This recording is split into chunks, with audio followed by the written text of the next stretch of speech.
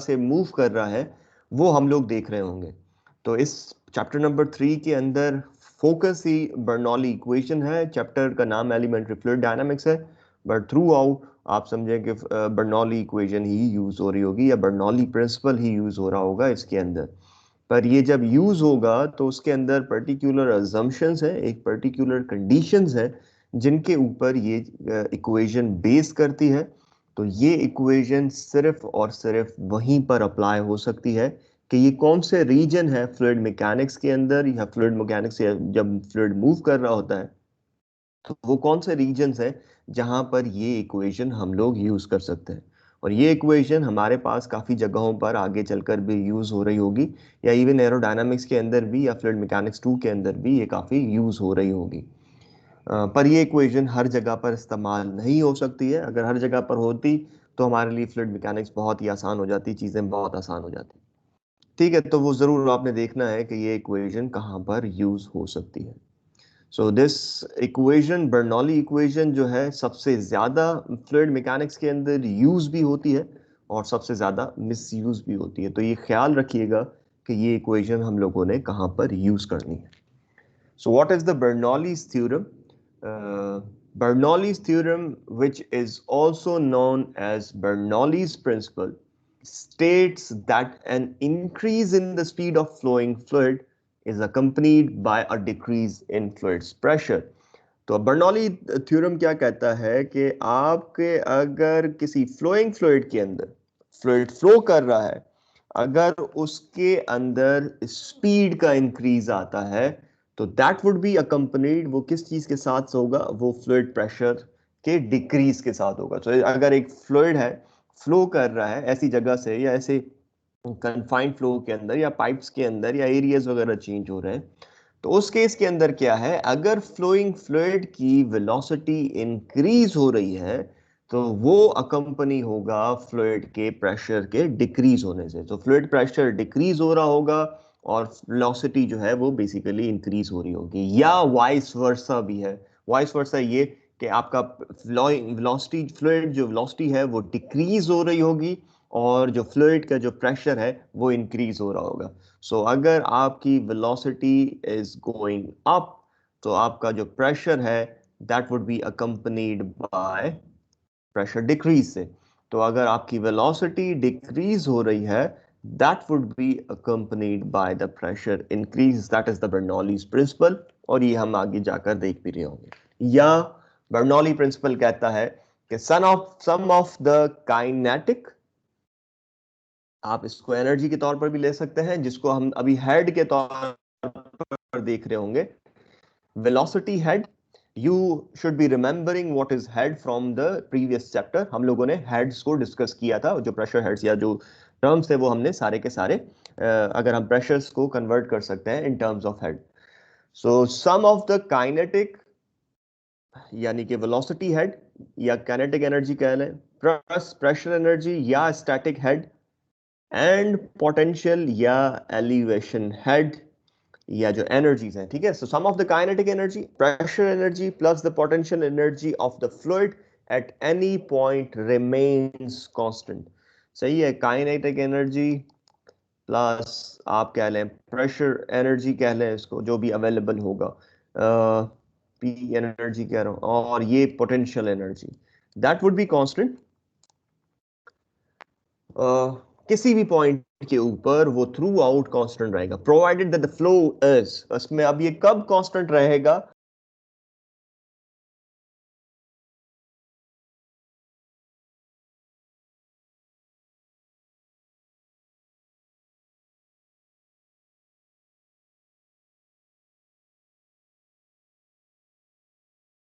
आप इन terms of heads बात कर रहे हैं, वेलोसिटी हेड, स्टैटिक हेड, और जो एलिवेशन हेड है वो किसी भी फ्लूइड के अंदर के एक पॉइंट के ऊपर, किसी भी पॉइंट के ऊपर विद इन द फ्लूइड, किसी भी पॉइंट के ऊपर कांस्टेंट रहेगा, provided that the flow is, कि फ्लो किस तरह का हो, स्टेडी हो, ये समझे आपकी कंडीशंस है बर्नौली के लिए, इररोटेशनल हो, सही है, फ्रिक्शन लेस हो, एंड इनकम्प्रेसिबल हो। स्टेडी आपको पता होना चाहिए, आप ये स्टेडी वर्ड बहुत जगहों पर यूज कर चुके होंगे कि स्टेडी फ्लो होगा, या थर्मोडायनामिक्स के अंदर आप ज्यादातर चीजें स्टेडी टर्म्स के अंदर पढ़ रहे होते हैं, ट्रांजिएंट इतनी चीजें शायद ना पढ़ रहे हो। तो स्टेडी मतलब विद रिस्पेक्ट टू टाइम आपके पास उसकी प्रॉपर्टी के अंदर कोई चेंज नहीं आ रहा है। तो with respect to time particular location यानी कि फिक्स्ड लोकल पॉइंट के ऊपर चेंज ना आ रहा हो, ये स्टेडी वाला टर्म जो है इसको हम लोग तरीके से डिस्कस कर रहे होंगे आगे। और अभी इस तरह रखें कि विद रिस्पेक्ट टू टाइम किसी भी प्रॉपर्टी के अंदर फ्लूइड फ्लो के अंदर कोई चेंज नहीं आ रहा है, बट वो लोकली, यानी कि एक लफ्ज मैं यूज कर रहा हूँ लोकली, तो लोकल पॉइंट के ऊपर वो चेंज नहीं आ रहा है। ये हम आगे स्टेडी वाला टर्म भी डिस्कस कर रहे होंगे। इररोटेशनल से मुराद आपका जो फ्लूइड एलिमेंट है बेसिकली वो रोटेट नहीं कर रहा है, फ्लूइड रोटेट नहीं कर रहा है। और ये इररोटेशनल वाली जो कंडीशन है, हम लोग फ्लूइड मैकेनिक्स 2 के अंदर बहुत तरीके से इसको देख रहे होंगे। ये फ्लोज हैं, बहुत ही इंपॉर्टेंट फ्लोज भी हैं, वो हम लोग एयर रोटेशनल फ्लोज बाद में देख रहे होंगे। अभी सिर्फ आप इसको ये समझे कि जो फ्लूइड है बेसिकली वो रोटेट नहीं कर रहा है। और मैं आगे चलकर थोड़ी सी जब आपको एक सिर्फ आइडिया दे रहा हूँ कि फ्लूइड कहाँ कहाँ पर रोटेट कर सकता है। फिर है फ्रिक्शनलेस, मतलब फ्लूइड के अंदर फ्रिक्शन नहीं है। फ्रिक्शन नहीं है तो इसका मतलब क्या हो जाएगा, इनविसिड है। इनविसिड मतलब नॉन विस्कस है, विस्कोसिटी नहीं है उसके अंदर। और इनकम्प्रेसिबल मतलब डेंसिटी जो है वो कांस्टेंट है। ठीक है, तो तब अगर ये चारों कंडीशंस होंगी फ्लूइड फ्लो के अंदर, तब हमारे पास क्या हो सकता है, काइनेटिक एनर्जी, प्रेशर एनर्जी और जो पोटेंशियल एनर्जी है किसी भी पॉइंट के ऊपर फ्लूइड फ्लो के अंदर वो कांस्टेंट रहेंगी। ठीक हो गया। या हमारे जो वेलोसिटी हेड है या स्टैटिक हेड है या एलिवेशन हेड जो है वो किसी भी पॉइंट के ऊपर कांस्टेंट रहेंगे, provided that the flow is steady, air rotational, frictionless and incompressible. तो आपको ये याद रखनी है कि ये जो अब बर्नौली प्रिंसिपल भी जो हम पढ़ रहे होंगे या जो बर्नौली की इक्वेशन भी देख रहे होंगे, ये अप्लाई भी कब होगी, ये तभी अप्लाई होगी जब हमारा फ्लो स्टेडी होगा, इररोटेशनल होगा, फ्रिक्शनलेस होगा एंड इनकम्प्रेसिबल होगा। तो ये चीज आप लोगों ने इसके लाजमी देखनी है। ठीक हो गया। स्ट्रीम लाइंस, ये हम लोग आगे चलकर चैप्टर नंबर 4 के अंदर कुछ मेथड्स होते हैं फ्लूइड फ्लो को सिमुलेट, फ्लूइड फ्लो को विजुलाइज करने के, तो वो आगे हम लोग देख रहे होंगे। लेकिन आप ये अज्यूम करें, आपको पता होना चाहिए, आप लोगों को पता होना चाहिए, एक सेकंड।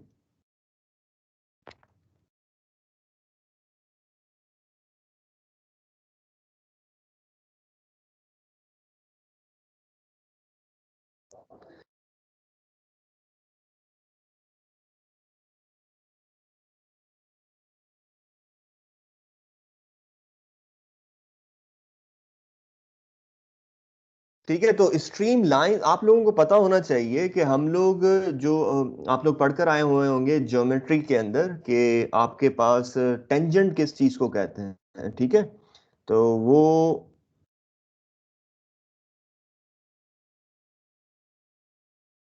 तो जो टेंजेंट है आप लोगों को पता होना चाहिए कि ज्योमेट्री के अंदर क्या है। तो lines that are tangent to the velocity vectors throughout the flow field are called streamlines। ठीक हो गया। तो हमारे पास ये जो लाइंस बनी हुई हैं ये स्ट्रीम लाइंस हैं। ठीक है, और ये स्ट्रीम लाइंस क्या है कि यहाँ पर हर पॉइंट के ऊपर एक वेलोसिटी होगी। फॉर एग्जांपल ये पॉइंट है, ये पॉइंट है, ये पॉइंट है, हर पॉइंट के ऊपर एक वेलोसिटी वेक्टर होगा। सो उस वेलोसिटी वेक्टर के पर जो लाइंस टेंजेंट होंगी, तो हर पॉइंट एक टेंजेंट टेंजेंट बन रहा होगा, हर जगह पर एक टेंजेंट टेंजेंट बन रहा है उस वेलोसिटी वेक्टर के। So that combination has made a stream lines. तो इस तरह से हर फ्लो फील्ड के अंदर अगर कोई भी फ्लो मूव हो रहा है तो हर पॉइंट के ऊपर आपके पास वेलोसिटी वेक्टर होगा। ठीक है, उस वेलोसिटी वेक्टर के जो टेंजेंट बन रही होंगी लाइंस, उसको हम लोग स्ट्रीम लाइंस कह रहे हैं। तो इसको हम लोग चैप्टर नंबर 4 के अंदर थोड़ा सा देख रहे होंगे डिटेल के अंदर, और एक प्रॉब्लम भी कर रहे होंगे कि ये स्ट्रीम लाइंस किस तरह से बनाई जाती है। बेसिकली ये मेथड है कि हम लोग फ्लूइड फ्लो को किस तरह से देख सकते हैं, विजुअलाइज कर सकते हैं। एक तो ये है कि हम एक्सपेरिमेंटली या अपनी आंखों से जाकर देखेंगे क्या हो रहा है, और एक मेथड ये स्ट्रीम लाइंस वाला है कि जिसके अंदर हम लोग बाकी एक्सपेरिमेंट्स से करके जो बाय आइज हम लोग जाकर उसको विजुलाइज करते हैं बाय जो, तो उसमें दो तीन मेथड्स हैं। लेकिन अगर हम लोग पेपर के ऊपर किसी कंप्यूटर के ऊपर या सॉफ्टवेयर यूज करते हुए एक फ्लो को देखना चाहें, विजुलाइज करना चाहें, अब हमारे पास एक्सपेरिमेंट्स या फ्लूइड अवेलेबल ना हो, तो उस केस के अंदर हम लोग ये एक मेथड है जो कि हम लोग यूज कर रहे होंगे। तो ये आप यू अज्यूम करें कि स्ट्रीमलाइन समझें कि इनके ऊपर से फ्लूइड जो है मूव करता हुआ जा रहा है, फ्लूइड पार्टिकल इनसे गुजरता हुआ जा रहा है। अभी आप इसको स्ट्रीमलाइंस को इस तरह से देखें तो हम लोग इसको आंसर करें। तो फ्लूइड पार्टिकल्स जो है इस स्ट्रीम लाइंस के अलोंग होंगे। फ्लूइड पार्टिकल्स, अगर ये पार्टिकल है, ठीक है, तो ये इस स्ट्रीम लाइन के अलोंग मूव कर रहा है, इस स्ट्रीम लाइन के अलोंग मूव कर रहा है। तो ये नंबर ऑफ स्ट्रीम लाइंस है हमारे पास, ठीक है। तो अगर इसके अलोंग मूव कर रहा है इस स्ट्रीम लाइन के, तो ये हमारे पास क्या होगा, फ्लो अलोंग स्ट्रीम लाइन होगा। Sorry.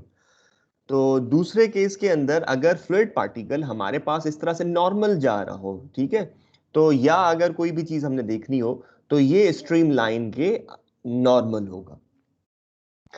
So the particle motion जो है हम लोग अगर डिस्क्राइब कर रहे होंगे तो वो हम डिस्क्राइब कर सकते हैं इसके डिस्टेंस के हिसाब से अलोंग द स्ट्रीम लाइन, यानी कि स्ट्रीम लाइन का अलोंग हम लोग डिफाइन कर सकते हैं, और अक्रॉस द स्ट्रीम लाइन या हम लोग यानी कि उसके परपेंडिकुलर या कर्वेचर के हिसाब से भी डिफाइन कर सकते हैं। तो ये हमारे पास इक्वेशंस जो हैं, अगर हम अलोंग द स्ट्रीम लाइन देख रहे होंगे तो इक्वेशंस डिफरेंट होंगी, अगर अक्रॉस द स्ट्रीम लाइन देख रहे हैं तो उसकी इक्वेशन डिफरेंट होगी। तो ये आपने लाजमी देखना है। But we would be at this point we would be discussing along the stream lines. फिर हम लोग अगर FM2 के अंदर देख रहे होंगे कि अक्रॉस द स्ट्रीम लाइन हम लोग इसको किस तरह से देख रहे होते हैं, ठीक है। तो फिलहाल स्ट्रीम लाइन को देखें कि आपके पास यू के फ्लो जो है स्ट्रीम लाइन से होता, यानी कि एक फ्लो है, फ्लो हो रहा है, उसको हम लोग विजुलाइज करके इसकी स्ट्रीम लाइंस ड्रॉ कर रहे हैं, और इन्हीं स्ट्रीम लाइंस के अलोंग हमारे पास जो है फ्लो बेसिकली वो हो रहा है, ठीक है। तो इसके अलोंग हमारे पास फ्लो जो है वो हो रहा होगा। अब हमारे पास क्या है, न्यूटन सेकंड लॉ की एप्लीकेशन है पार्टिकल्स की motion. As a fluid particles moves from one location to another, it usually experiences an acceleration or deceleration. According to Newton's second law of motion, the net force acting on the fluid particle under consideration must equal its mass times its acceleration. ठीक हो गया। अब इस case के अंदर क्या है कि अगर फ्लूइड पार्टिकल जो है जब भी हमारे पास इसी स्ट्रीम लाइन के अलोंग भी मूव कर रहा होगा, किसी भी स्ट्रीम लाइन के मूव कर रहा होगा, जैसे ये हमारे पास स्ट्रीम लाइन है, ठीक है, ये बाद में आपको जब स्ट्रीम लाइंस ड्रॉ करना भी आ गई, विजुलाइज करना भी आ गई, तो आपको उससे भी पता लग जाएगा कि कहाँ जाकर फ्लूइड जो है बेसिकली स्ट्रीम लाइन हो रहा है, यानी कि मूव एक्सेलरेट कर रहा है या डिसलोरेट कर रहा है। पर अगर आप इसको देखना चाहें स्ट्रीम लाइंस को, कि इससे अगर स्ट्रीम लाइन से भी आपको इस इनके पैटर्न से भी पता लग जाएगा, बिहेवियर से पता लग जाएगा कि ये फ्लो किस तरह का है। अब आप ये देखें कि वेलोसिटी वेक्टर के टेंजेंट है ये लाइन, तो टेंजेंट अगर स्ट्रेट होगा तो स्ट्रेट लाइंस बन रही होंगी, ठीक हो गया। अब जाहिर सी बात है अगर वेलोसिटी वेक्टर के अंदर चेंज आया है तो मतलब स्ट्रीम लाइन के कर्व्स के अंदर भी चेंज आ रहा होगा।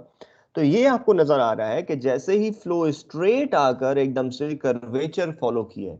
अब फ्लो तो ऐसा नहीं है, अगर स्ट्रेट होता तो स्ट्रेट ही जाता है, इसका मतलब ये है कि कोई ना कोई यहाँ पर ऑब्जेक्ट आया है जिसकी वजह से फ्लो ने या स्ट्रीम लाइंस ने एक टर्न लिया है, कर्व लिया है, पाथ को चेंज किया है। तो इसका मतलब ये है कि यहाँ पर कोई ना कोई सॉलिड ऑब्जेक्ट होगा, और ये फ्लो इस तरफ दिखाया भी हुआ है लेफ्ट एक्सिस के ऊपर, और यहाँ पर ये कोई सॉलिड ऑब्जेक्ट है जिसके ऊपर ये फ्लूइड इस तरह से हो रहा है। तो इस स्ट्रीम लाइन के अलोंग फ्लूइड पार्टिकल की जो वेलोसिटी है वो एक्सेलरेट भी हो सकती है, फ्लूइड जो है एक्सेलरेट, फ्लूइड का पार्टिकल एक्सेलरेट भी हो सकता है और डिसेलरेट भी हो सकता है, मतलब उसकी वेलोसिटी इंक्रीज भी हो सकती है और डिक्रीज भी हो सकती है। और Newton second law of motion क्या कहता है कि हमारे पास नेट फोर्सेस जो पार्टिकल के ऊपर हैं वो बराबर है मास टाइम्स एक्सेलरेशन। पर रिमेंबर हम लोगों ने जो बर्नौली इक्वेशन की कंडीशन देखी थी उसके अंदर जो फ्लूइड था वो फ्रिक्शनलेस था, मतलब इनविसिड फ्लूइड फ्लो था, मतलब विस्कस फोर्सेस जो हैं वो अब एक्ट नहीं कर रही होंगी, तो विस्कस फोर्सेस वाला टर्म्स हम लोग नहीं देख रहे होंगे। पर आपने जो विस्कोसिटी के प्रॉब्लम्स हैं जो फ्लूइड चैप्टर नंबर 1 के अंदर, उसके अंदर हम लोग विस्कोसिटी वाली फोर्सेस कंसीडर कर रहे थे।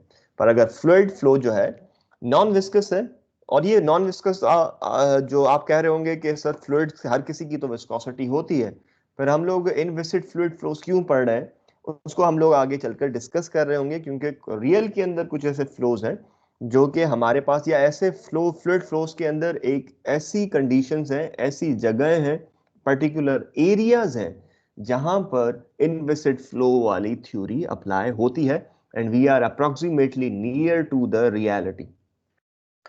So implicit fluid flow is governed by pressure and gravity forces. मतलब weight जो है fluid के particles का, fluids का, वो हमारे पास forces होंगे। तो दो किस्म की forces होंगी हमारे पास, pressure forces and the gravity forces। और जो viscous effects हैं are considered negligible। और अगर viscosity effects negligible हैं तो इसका मतलब ये है कि हमारा जो रेनॉल्ड्स नंबर है, एक चीज होता है रेनॉल्ड्स नंबर, रो वी, इसको अभी एक्स लिख रहा हूं मैं, रो वी एक्स ओवर म्यू। सो ये हमारे पास डायमेंशन लेस पैरामीटर है, ठीक है। इससे हमें पता लगता है कि फ्लो लैमिनार है या टर्बुलेंट है। और अगर हमारे पास रेनॉल्ड्स नंबर बहुत ज्यादा हाई हो तो वो फ्लोज जो होते हैं उनके अंदर विस्कोसिटी के इफेक्ट्स नेग्लिजिबल होते हैं। अगर रेनॉल्ड्स नंबर ज्यादा है, इसको हम लोग बाद में वैसे भी हमारे पास आ रहा होगा चैप्टर्स के अंदर, बट अभी सिर्फ ये देखें कि Reynolds number is a combination, और ये डायमेंशन लेस है, मतलब इसका कोई भी यूनिट नहीं है। This is density times velocity times x. X हमारे पास कैरेक्टरिस्टिक लेंथ होगी पर्टिकुलर फ्लोज के हिसाब से, डिवाइडेड बाय द विस्कोसिटी। तो ये रेनॉल्ड्स नंबर जितना हाई होगा, इसका मतलब ये हुआ कि विस्कस इफेक्ट्स जो है वो नेग्लिजिबल है, विस्कस इफेक्ट्स बहुत कम है। तो ये इक्वेशंस कहां पर अप्लाई हो सकती है? बर्नौली इक्वेशन, जहां पर रेनॉल्ड्स नंबर आपका हाई होगा। ठीक हो गया। बाकी इसको हम लोग डिटेल में बाद में डिस्कस करेंगे जब इस तरह की चीजें हमारे पास आ रही होंगी, स्पेशली चैप्टर नंबर 6 से रिलेटेड।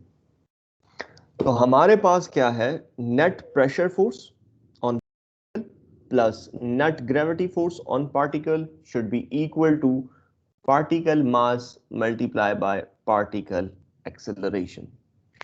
So ये हमारे पास दोनों फोर्सेस का सम होकर is equal to mass times the acceleration। तो हम लोगों ने इस इक्वेशन को देखना है कि ये बर्नौली इक्वेशन बेसिकली आपके न्यूटन का सेकंड लॉ ऑफ मोशन का एक रिप्रेजेंटेशन भी है।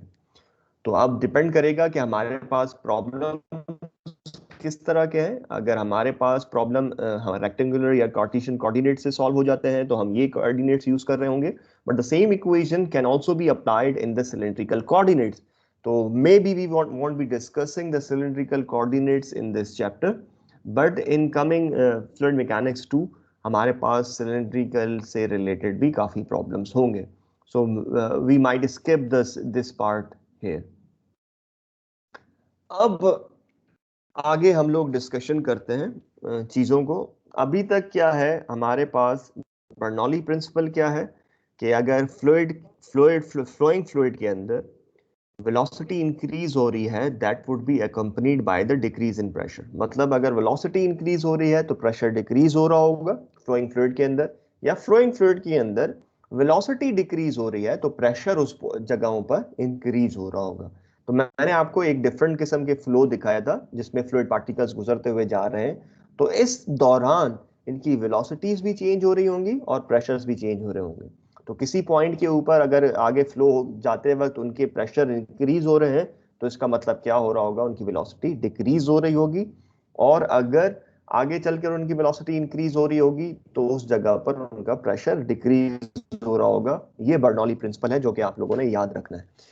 दूसरी चीज ये है कि उसको देखने का कि sum of the kinetic energy, pressure energy plus the potential energy, वो उसका जो सम है, उसका जो टोटल सम है, वो किसी भी पॉइंट के ऊपर फ्लूइड के अंदर किसी भी पॉइंट के ऊपर, लेट्स सपोज हमारे पास ये पॉइंट, अब इसको थोड़ा सा पीछे जाता है, ये पॉइंट है ना, एक पॉइंट ये है, एक पॉइंट ये है 1 और 2, यहां पर भी सम और यहां पर भी जो सम है वो बराबर होगा किस चीज का sum, kinetic energy plus pressure energy, ठीक हो गया, और प्लस द पोटेंशियल एनर्जी, या हेड के टर्म्स में ये बराबर रहेंगे एक पॉइंट से दूसरे पॉइंट्स तक। पर क्या होना चाहिए, फ्लो स्टेडी होना चाहिए, इनविसिड होना चाहिए, एयर रोटेशनल होना चाहिए और इनकम्प्रेसिबल होना चाहिए, तो तब ये चीज कंडीशन अप्लाई हो सकती है। ठीक हो गया, तो ये चीज थी। और हम लोगों ने फिर देखा कि Newton second law of motion के अंदर कि sum of the forces is equal to mass times acceleration, क्योंकि फ्लूइड पार्टिकल एक जगह से दूसरी जगह से पर एक्सेलरेट या डिसेलरेट कर सकता है। तो अगर फ्लूइड फ्लो इनविसिड है, मतलब नॉन विस्कस है, तो उस केस सिर्फ दो फोर्सेस जो हैं वो इंपॉर्टेंस रखती हैं, एक उसका प्रेशर और एक ग्रेविटेशनल फोर्सेस जो कि वेट होंगे। बिफोर वी, हम लोग इसके अंदर एक सिंपल सी डेरिवेशन है जो कि आपका बुक सेंजल से है, ये तस्वीर भी सेंजल से ली हुई है, ये भी सेंजल से है, बट ये आपकी सिंपल मैथमेटिक्स है, यू शुड बी अंडरस्टैंडिंग, और ये भी सेंजल बुक से लिया हुआ है। मनसन वाली भी डेरिवेशन की जा सकती थी, पर वो अब बिट लेंदी थी, वो Newton second law of motion को कंप्लीटली ही फॉलो करते हुए फ्लूइड पार्टिकल को अलाउ करते हुए आए हैं।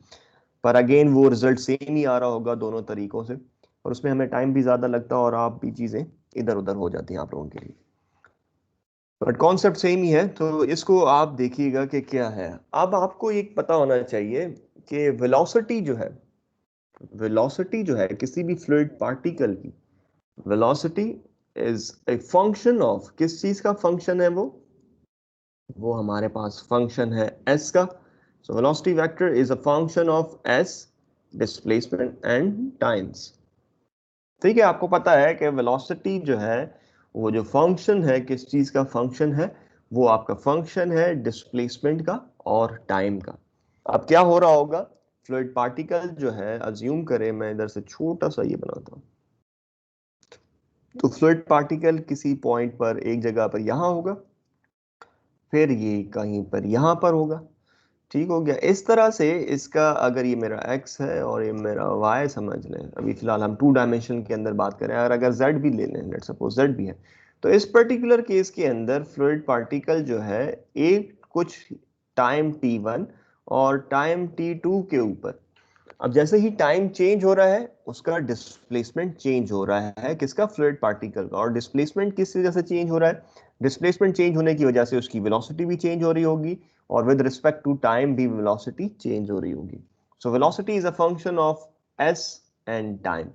और आपको पता है, अगर मैथमेटिक्स आप पढ़कर आए हुए हैं, तो वेलोसिटी का मैंने डिफरेंशियल लेना हो, टोटल डिफरेंशियल लेना हो, so this total differential velocity का टोटल डिफरेंशियल है। ठीक है, ये आपको जो मैथमेटिक्स पढ़ाई जाती है इस वजह से ही पढ़ाई जाती है, क्योंकि मैथमेटिक्स अप्लाई होती है मैकेनिकल इंजीनियरिंग के अंदर हर जगह पर। सो टोटल डिफरेंशियल किसके बराबर होगा, इस कंपोनेंट का, इसका जो हमारे पास वेरिएबल है, इसका पार्शियल डेरिवेटिव इसके साथ, और उसका टोटल डिफरेंशियल इसी के ही साथ, डाबा वी ओवर डाबा S multiply by D S. Similarly अब दूसरे टर्म के साथ पार्शियल डिफरेंशियल, क्योंकि दोनों वेरिएबल्स के ऊपर डिपेंडेंट है, तो इस दो वेरिएबल्स के ऊपर डिपेंडेंट है, तो इस वजह से ये पार्शियल डेरिवेटिव आ रहा है। अगर सिर्फ एक ही के ऊपर होता तो हम लोग डायरेक्टली उसको उसी तरह से लिख रहे होते। सो इस टोटल डिफरेंशियल क्या होगा, डाबा वी ओवर डाबा एस टाइम्स डी एस, पर ये टोटल डिफरेंशियल है और ये पार्शियल डिफरेंशियल है, प्लस डाबा वी ओवर डाबा T times D T, partial derivative multiply by total derivative. ठीक हो गया, तो अब ये जो टर्म आपको नजर आ रहा है और ये टर्म आपको यहां पर भी नजर आ रहा है, ये एक इंपॉर्टेंट टर्म है जो कि हम लोग डिस्कस कर रहे होंगे, और ये आगे चलकर आपको दूसरी इक्वेशन में भी नजर आ रहा होगा। तो ये हमारे पास था टोटल डिफरेंशियल जो कि हम लोगों ने वेलोसिटी का लिया है। इस टोटल डिफरेंशियल को अगर मैं डेरिवेट करूं with respect to time, so dv over dt अगर मैं लूं, तो मेरे पास हर जगह dt डिवाइड हो जाएगा। सो dv ओवर dt, तो ये डाबा v ओवर डाबा s multiply by ds over dt, तो ये वो आ गया। यहां पर dt है तो ये dt और dt कैंसिल आउट हो जाएगा, तो हमारे पास सिर्फ और सिर्फ बचेगा डाबा v ओवर डाबा t। तो हमारे पास जो dv ओवर dt बचेगा वो क्या होगा, डाबा v ओवर डाबा s multiply by ds over dt plus dhaba v over dhaba t। अब आप ये देखें कि इस टर्म को जो यहां पर लिखा गया है वो सिर्फ और सिर्फ पहला वाला टर्म लिखा गया है, दूसरा वाला टर्म जो है नहीं लिखा गया। वो क्यों नहीं लिखा गया, अभी हमारे पास स्टेडी फ्लो जब होगा, अभी हम लोग थोड़ा सा डिस्कस करते हैं कि स्टेडी फ्लो के अंदर डाबा वी ओवर डाबा टी ये जो है जीरो के बराबर होगा। क्यों?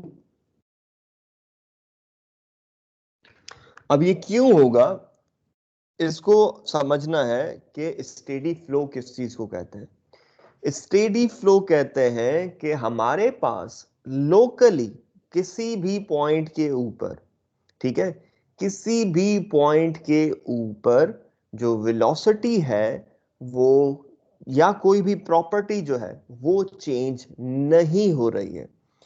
फॉर एग्जाम्पल, फॉर एग्जाम्पल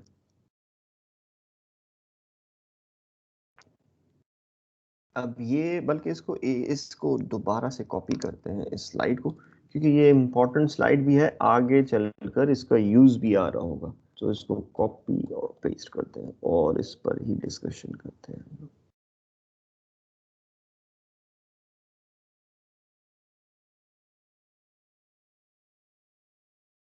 इसको पीछे ले जाते हैं, ये ले जाते हैं, ठीक है, फिर इसको आगे। ठीक है, तो अब ये हम लोगों ने इसका टोटल डिफरेंशियल लिया, ये आया, फिर हमने इसको डिवाइड किया with respect to time. We know this is what, this is acceleration. ठीक है, हमें पता है कि एक्सेलरेशन किसके बराबर होता है, rate of change of velocity. So this is giving us the rate of change of velocity. ठीक हो गया। अब इस rate of change of velocity के अंदर हमारे पास दो टर्म्स आ रहे हैं, इसको कहते हैं कन्वेक्टिव, ये आगे चल के भी आप लोग देख रहे होंगे चीजों को, एक बहुत बड़ा टर्म आ रहा होगा इसी तरह, और ये इसको कहते हैं लोकल एक्सेलरेशन।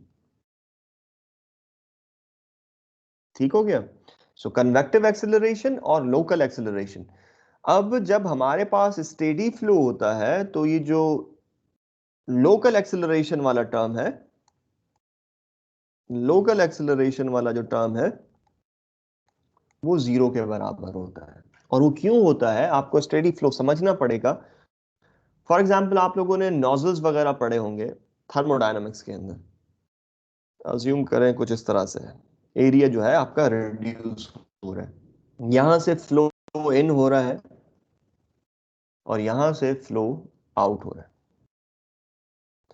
ठीक है, अब ये फ्लो इन हो रहा है, फ्लो आउट हो रहा है, तो अगर आप इस हम अज्यूम करते हैं स्टेडी फ्लो है, ठीक है, अज्यूम स्टेडी फ्लो है, तो अगर आप जब ये फ्लो इन हुआ, फ्लो आउट हो गया, फ्लो स्टेडी कंडीशन के आ गया, चेंजेस नहीं आ रहे, आप एक फोटोग्राफ लेके जाएं उस फ्लो का, और 10 मिनट बाद या जो भी टाइम पीरियड है आपने उस जो जितने टाइम पीरियड के लिए आप फ्लूइड फ्लो को देखना चाह रहे हैं, आप उस टाइम पर आए, किसी उस या उस दौरान किसी टाइम पर भी आए, तो आप दूसरा फोटोग्राफ भी ले रहे होंगे उस फ्लो का, तो आपके पिछले फ्लो के और इसके फ्लो के अंदर कोई भी चेंजेस नहीं होंगे।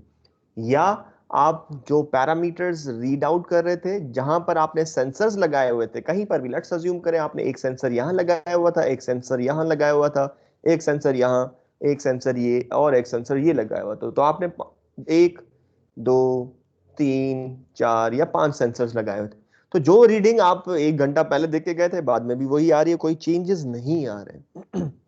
बट फॉर एग्जाम्पल आप यहाँ पर वेलोसिटी लेकर मेजर कर रहे थे, तो यहाँ पर जो वेलोसिटी थी अज्यूम करें कि 5 मीटर्स पर सेकंड थी, यहाँ पर वेलोसिटी जो थी अज्यूम करें कि 5.5 थी, यहाँ पर वेलोसिटी जो थी वो 6 थी, 0.4 के ऊपर आप लोगों की वेलोसिटी थी 7 या 8 कर लें, 5 पॉइंट के ऊपर 9 मीटर्स पर सेकंड थी। मीटर्स पर सेकंड, मीटर्स पर सेकंड। अब आप लोगों ने देखा कि अगर एक पॉइंट से दूसरे पॉइंट तक वेलोसिटीज का चेंज हो सकता है, 0.1 से लेकर 0.2 तक, या 0.1 से 3 तक, या 0.1 से 4 तक, या 0.1 से 5 तक, या 2 और 3 के दरमियान, या 4 और 5 के दरमियान, कि एक पॉइंट से दूसरे पॉइंट तक तो हमारे पास वेलोसिटीज चेंज हो रही हैं, but with respect to time locally, मतलब उन फिक्स्ड पॉइंट्स के ऊपर। लोकली मतलब अगर मैं 0.1 की बात कर रहा था तो लोकली वहां पर 5 मीटर पर सेकंड था, 10 मिनट पहले भी 10.5 मीटर पर सेकंड था, 20 मिनट बाद, 100 मिनट बाद, या जो भी टाइम पीरियड है, तो वो वहां पर वेलोसिटी सेम है। तो 0.2 पर अगर 5.5 थी तो अभी भी 5.5 है, 10 मिनट बाद भी 5.5 है, 0.3 के ऊपर 6 है, and so on and on. और इस तरह से प्रेशर्स भी हो सकते हैं, प्रेशर्स कुछ और वैल्यूज होती। लेकिन आपको नजर आ रहा है कि एक जब फ्लो इन हो रहा है और फ्लो आउट हो रहा है, वेलोसिटीज का चेंज आ रहा है, इसी तरह से प्रेशर्स का भी चेंज आ रहा होगा, but with respect to time उन लोकल पॉइंट्स के ऊपर। वो लोकल पॉइंट्स हमारा पूरी फ्लो फील्ड हो सकती है, तो वो ये जो पूरी फ्लो फील्ड है, ये समझे हमारी ये लोकली लोकल पॉइंट्स है। तो इस तरह से हमारे पास बहुत सारे मिलियंस ऑफ पॉइंट्स हो जाएंगे लोकली। तो उस पॉइंट्स के ऊपर जो हमने लिए हुए हैं, उन पॉइंट्स के ऊपर जो 10 मिनट पहले वेलोसिटीज थी वही रहेंगी, 10 मिनट बाद भी वही रहेंगी, लेकिन एक पॉइंट से दूसरे पॉइंट तक वेलोसिटी का चेंज आ रहा है। तो वो जो चेंज आ रहा है वो किस वजह से आ रहा है? वो कन्वेक्टिव की वजह से आ रहा है। सो जो चेंज आ रहा है वो कन्वेक्टिव की वजह से आ रहा है, इसकी वजह से कोई भी चेंज नहीं आ रहा। इसकी वजह से चेंज कब आता? लोकल एक्सेलरेशन की वजह से चेंज कब आता? जब फ्लो स्टेडी ना होता, अनस्टेडी फ्लो होता। तो अनस्टेडी फ्लो होता तो 0.1 पर अगर 5 मीटर्स पर सेकंड थी, शायद 10 मिनट बाद 5 मिनट मीटर्स पर सेकंड ना हो, कम हो गई हो, 3 मीटर्स पर सेकंड हो, या इंक्रीज हो गई हो 6 मीटर्स पर सेकंड, तो वो लोकली उन पॉइंट्स के ऊपर भी वेलोसिटीज चेंज हो रही होती। तो ये आपका स्टेडी फ्लो है, जो कि आपने समझना होगा कि what is meant by the steady flow. Steady flow के अंदर ड्यूरिंग स्टेडी फ्लो, जैसे ये हमारे पास पाइप की एग्जांपल दी हुई है, एरिया आगे से रिड्यूस हो रहा है, तो एक पॉइंट ये है और दूसरा पॉइंट ये है। तो यहां पर अगर 5 है, यहां पर अज्यूम करें 15 मीटर्स पर सेकंड है, तो 0.1 है, ये 0.2 है, तो ये अगर 15 मीटर्स पर सेकंड है तो वो 5 और 15 ही रहेंगे स्टेडी फ्लो के अंदर। बट आपको नजर आ रहा है कि जैसे ही फ्लूइड मूव कर रहा है एक पॉइंट से दूसरे पॉइंट तक वेलोसिटीज का चेंज आ रहा है। So during steady flow a fluid may not accelerate in time. With respect to time तो शायद चेंज ना आ रहा हो पर्टिकुलर पॉइंट्स के ऊपर, एट अ फिक्स पॉइंट। ये फिक्स पॉइंट वाली इंपॉर्टेंट है, लोकल पॉइंट, ये जो लोकल टर्म है इसलिए कहा जा रहा है। So but it may accelerate in space. तो ये हमारे पास एक्सेलरेशन या डिसलरेशन हो रही होगी डिपेंडिंग अपॉन द कंडीशंस। तो यहां पर आपको नजर आ रहा है कि फ्लूइड मूवमेंट की वजह से उसकी एक्सेलरेशन हो रही है। सो जो वेलोसिटी है वो हमारा क्या है? फंक्शन है किस चीज का? डिस्प्लेसमेंट का भी, और फंक्शन है टाइम का भी। दोनों चीजों के ऊपर डिपेंडेंट है, दो वेरिएबल्स के ऊपर डिपेंडेंट है, जो कि हमारी ये चीज रिप्रेजेंट कर रही थी। तो शायद वेलोसिटी डिस्प्लेसमेंट की वजह से तो चेंज हो रही हो, टाइम की वजह से ना हो रही हो, या डिस्प्लेसमेंट की वजह से चेंज ना हो रही हो, सिर्फ टाइम की वजह से चेंज हो रही हो, तब भी एक्सेलरेट कर जाएगा। तो इसके अंदर बहुत सारी कंडीशंस हो सकती हैं, ठीक है? या दोनों नहीं होगा तो फिर एक्सेलरेशन ही नहीं होगी, या दोनों की वजह से भी हो सकता है। ठीक हो गई कहानी? ये आगे चल के वैसे भी इसकी हम लोग चैप्टर 4 के अंदर और डिस्कशन कर रहे होंगे, एक हमारे पास इक्वेशन आ रही होगी। सो ये डेरिवेशन ली गई है आपका सेंजल बुक से। इसको हम लोग, इस तस्वीर आपको अगर नजर आ रहा है तो ये आप देखें, मैं जब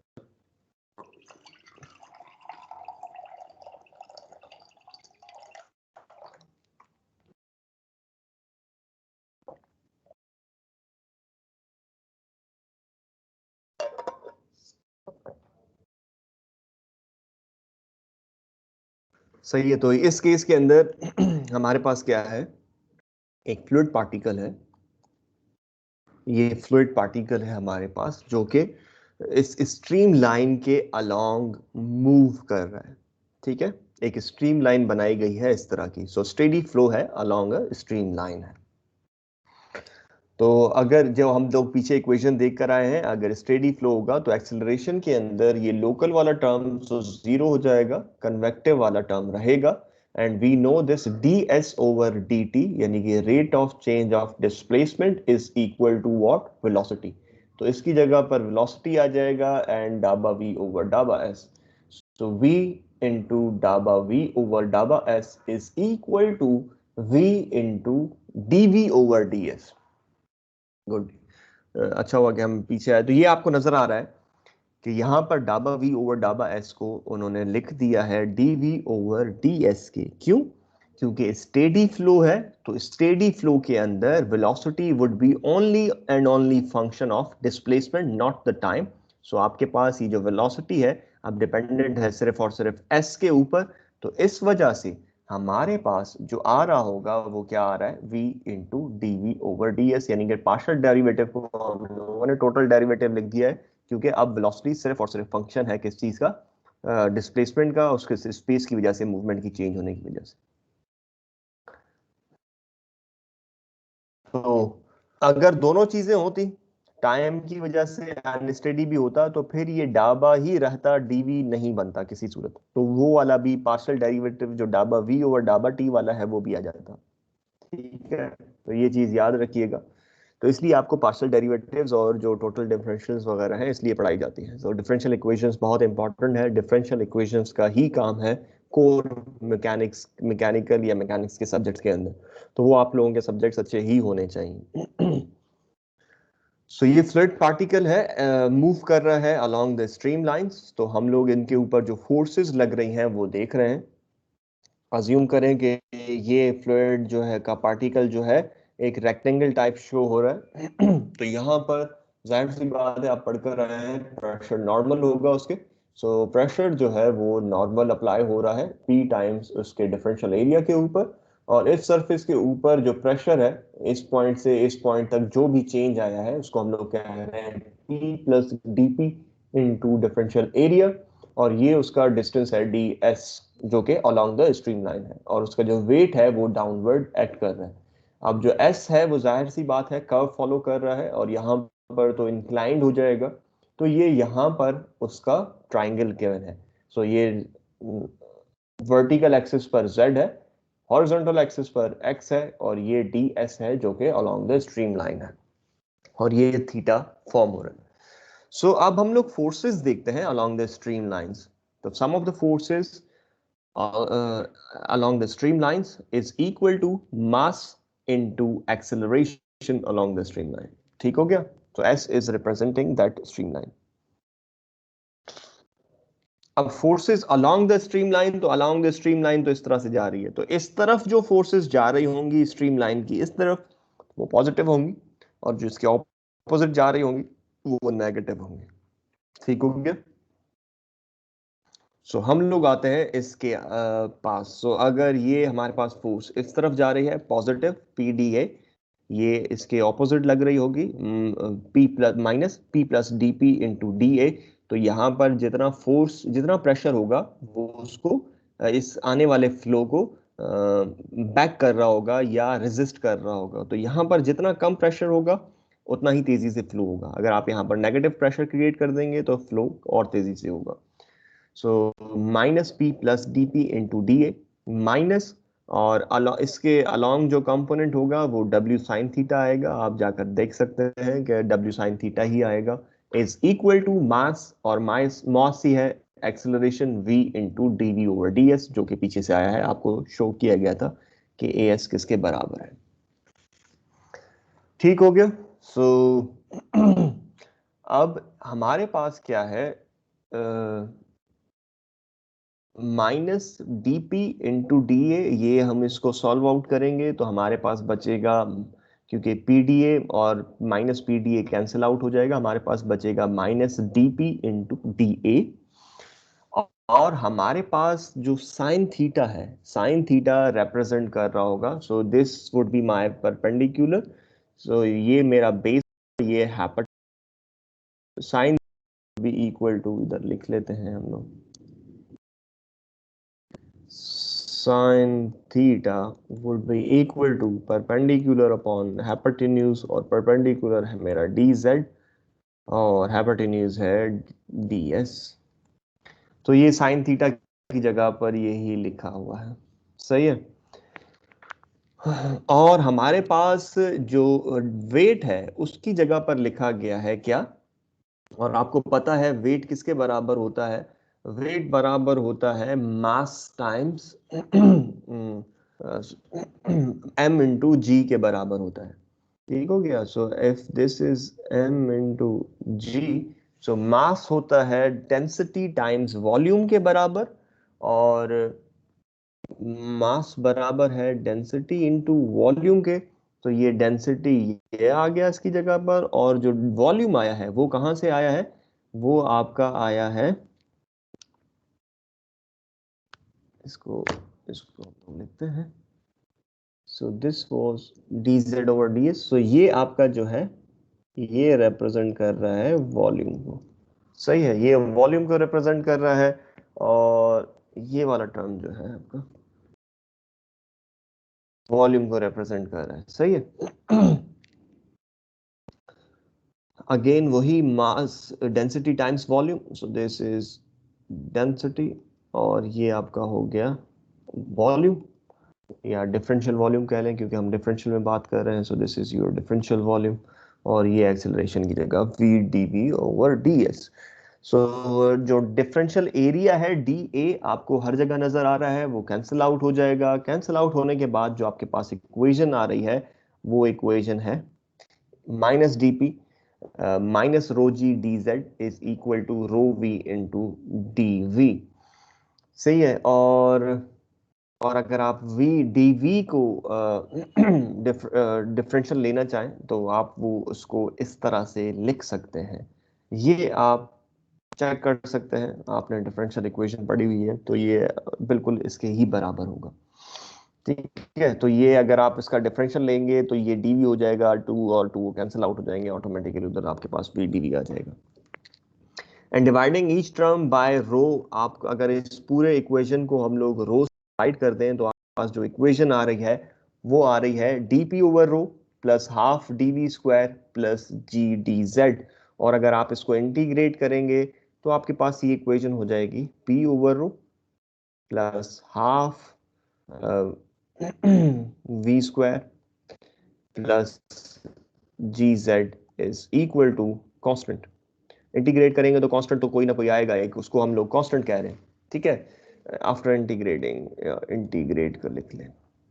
ठीक है, ये आप डेरिवेशन संजल के अंदर भी जाकर देख सकते हैं ताकि आपको चीजें क्लियर हो सके। So P plus rho plus half V square plus G Z. तो अगर मैं ये डेंसिटी से इसको डिवाइड ना करता तो मेरे पास जो टर्म आ रहा होता वो इस तरह से आ रहा होता, पी प्लस, इसको अगर मैं डेंसिटी हर जगह पे वो कर दूं, पी प्लस ये हो जाएगा half rho V square plus rho G Z is equal to constant. P plus half rho V square plus rho G Z is equal to constant. तो ये अगर आप देखना चाहें तो ये आपका प्रेशर जिसको हम लोग स्टैटिक हेड कह रहे थे, सो this was your static pressure. ये आपका जिसको हम लोग डायनामिक या वेलोसिटी हेड कह रहे थे, सो ये आपके पास है डायनामिक प्रेशर।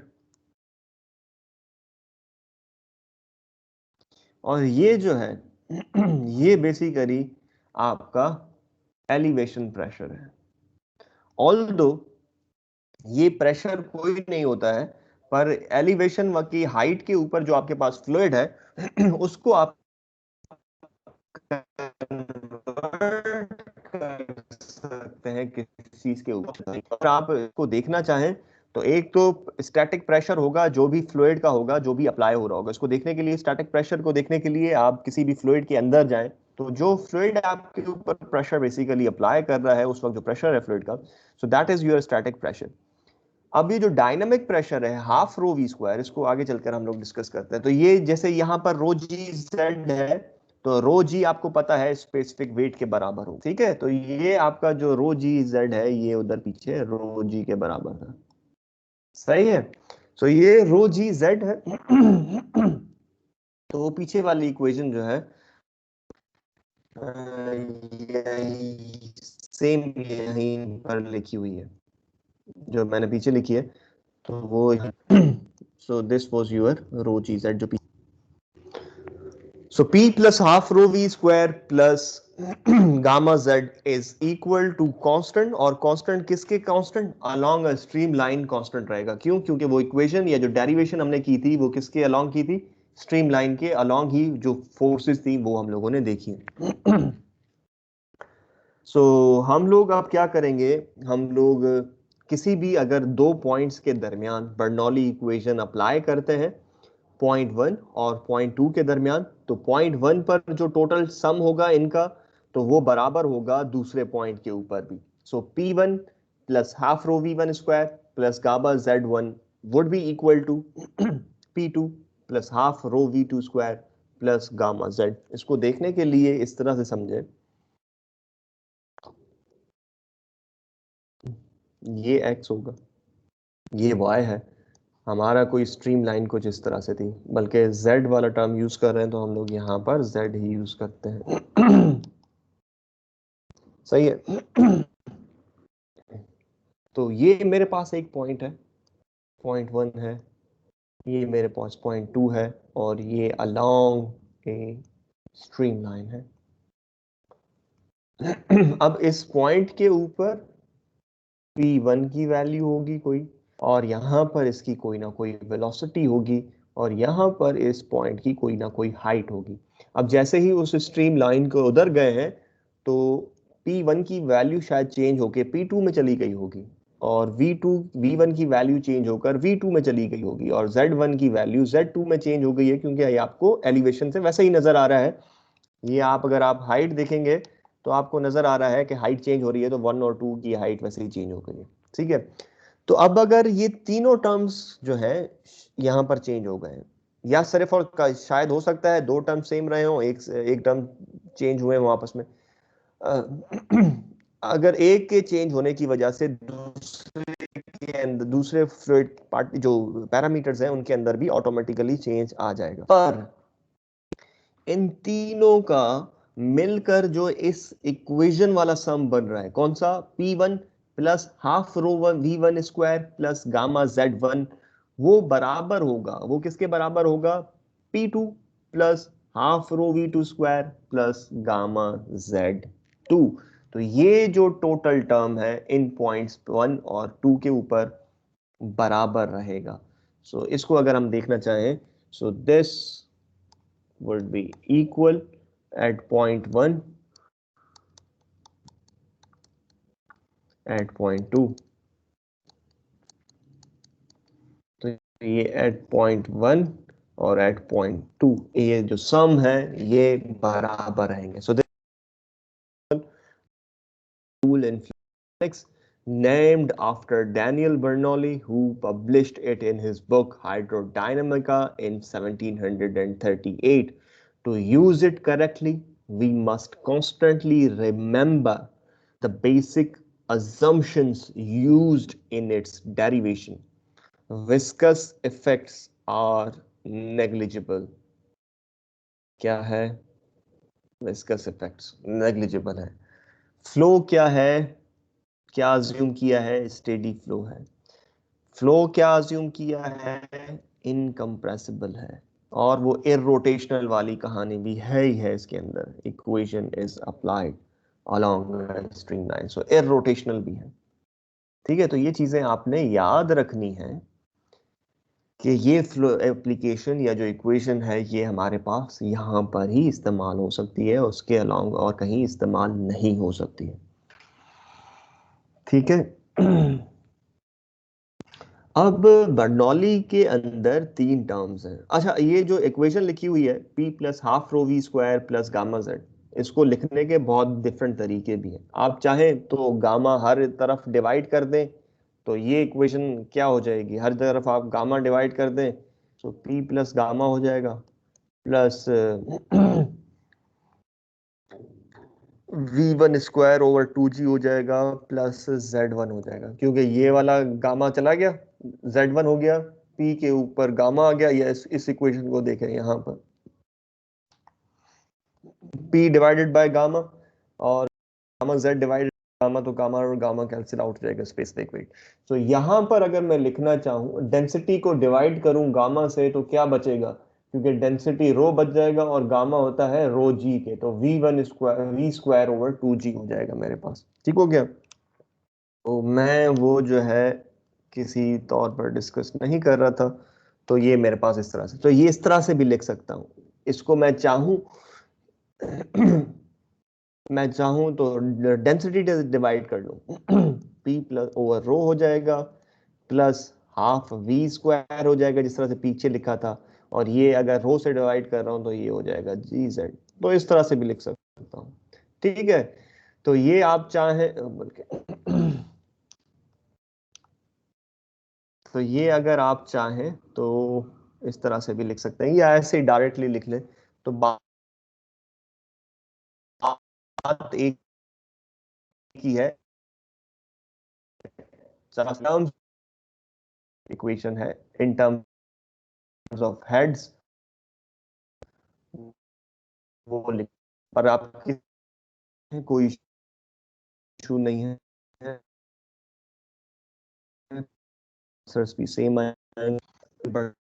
रहे, और उनको इंटरप्रेट किए किस तरह से किया जा सकता है किसी भी फ्लूइड फ्लो के अंदर, और प्रैक्टिकल लाइफ के अंदर ये टर्म्स क्या कह रहे होते हैं। So each term in Bernoulli equation can be interpreted as a form of pressure, और हम उसको प्रेशर के तौर पर देख सकते हैं। एक तो है स्टैटिक प्रेशर, जो P वाला टर्म आ रहा है ना, ये वाला P वाला टर्म, पहला पहला टर्म, इसको हम लोग कहते हैं static pressure, actual thermodynamic pressure of the fluid. तो जो उसका आप लोग ये थर्मोडायनेमिक टेबल्स वगैरह यूज कर रहे होते हैं, ये आप लोगों के बेसिकली स्टैटिक प्रेशर होता है जो कि आप देख रहे होते हैं। अब या तो इस तरह से अज्यूम करें कि फ्लूइड रुका हुआ है, उसका जो भी प्रेशर होगा आप उसको फाइंड आउट कर लें, या अगर फ्लूइड मूव कर रहा है तो आप उसी की स्पीड के साथ उसके साथ मूव करें और उसका प्रेशर मेजर करें।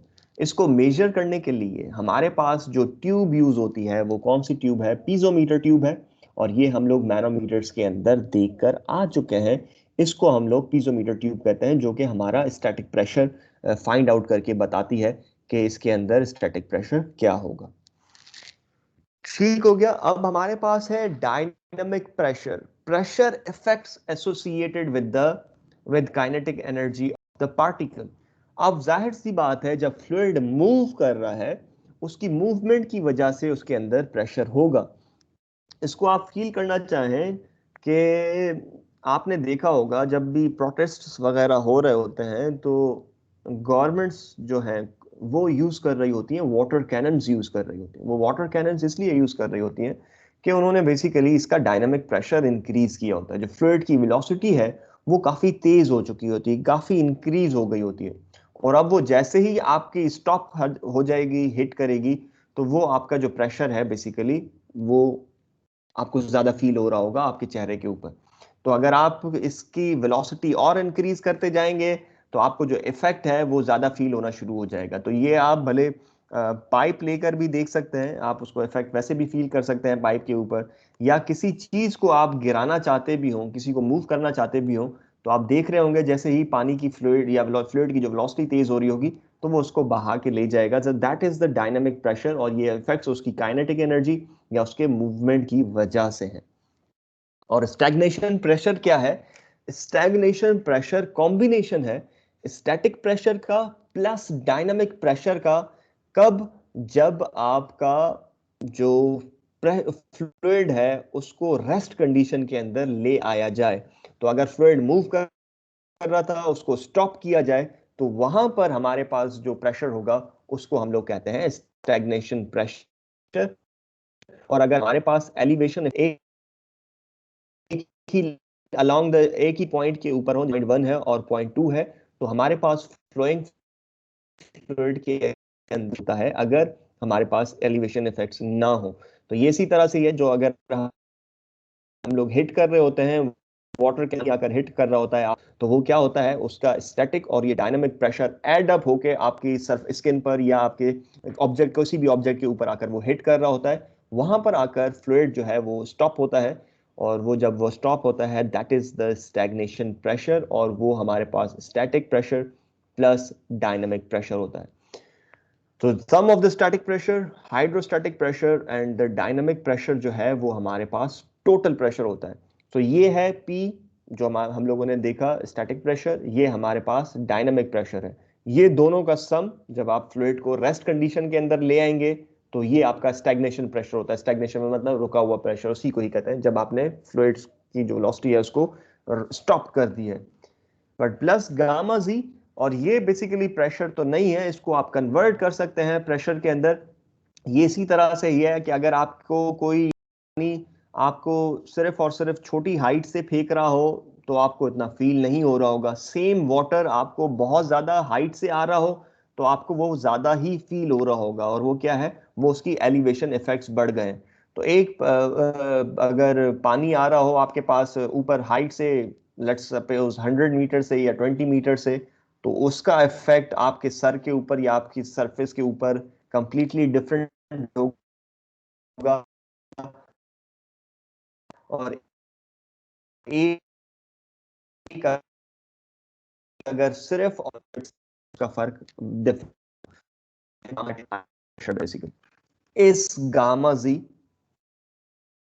और एक गामा जी हमारे पास आया था चैप्टर नंबर 2 के अंदर। इसमें और उसमें क्या फर्क है, ये आप मुझे एक्सप्लेन करें।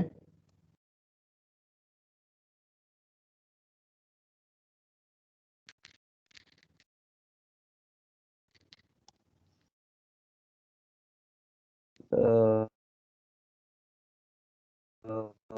क्या कहते हैं,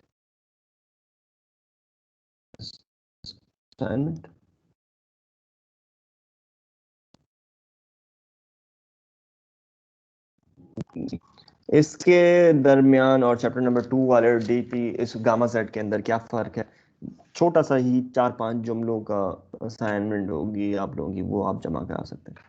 ठीक हो गया। सो इसके अंदर ये जो हमारे पास आपको नजर आ रहा था, ये पीजोमीटर ट्यूब है,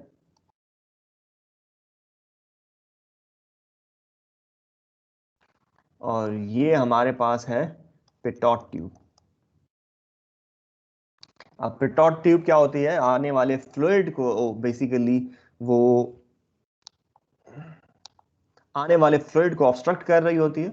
आने वाला फ्लूइड जो है इसके साथ हाइट अटेन कर लेता है। ठीक हो गया। अब इसकी तरह आने वाला फ्लूइड अपने प्रेशर के हिसाब से वो हेड अचीव करता जाता है। इवेंचुअली क्या होता है कि जब आने वाला फ्लूइड जो है, इसकी वजह से जो प्रेशर क्रिएट हुआ है इतने हेड की वजह से, ये वाला प्रेशर और आने वाला जो स्टैटिक प्लस डायनामिक प्रेशर है आपस में एक दूसरे को इक्वेट कर रहे होते हैं, और यहाँ पर जो फ्लूइड है वो यहाँ पर आकर रुक जाता है। क्यों? क्योंकि यहाँ वाले, पहले तो आप अज्यूम करें कि फ्लूइड फ्लो हो ही नहीं रहा है। सही है, ये जो आपको पिंक कलर ये नजर आ रहा है, फ्लूइड फ्लो हुआ ही नहीं है, तो कुछ भी नहीं है, सिर्फ ये वाइट और वाइट पड़ा हुआ है। तो उस केस के अंदर क्या होगा, अब फ्लूइड जैसे ही मूव करना शुरू होगा तो इसकी वजह से ये जो पीजोमीटर ट्यूब है, ये अपना जो स्टैटिक प्रेशर है जो इसका फ्लूइड का, उसकी वजह से ये हाइट अटेन कर लेगा। उसके बाद क्या होगा, जो इधर प्रेशर उसने क्रिएट किया हुआ है इस हाइट ने, वो इस पॉइंट के ऊपर तकरीबन सेम होगा या इसके हिसाब से वो सेम होगा। Until unless static pressure increase नहीं होगा तो ये ऊपर वाला फ्लूइड इतना ही रहेगा, इसको बैलेंस आउट कर रहा होगा। आप मैनोमीटर्स पढ़कर आ चुके हैं। अब इस फ्लूइड ने इसको ऑब्स्ट्रक्ट किया है, तो जो अब फ्लूइड मूव भी कर रहा है यहाँ पर, अब वेलोसिटी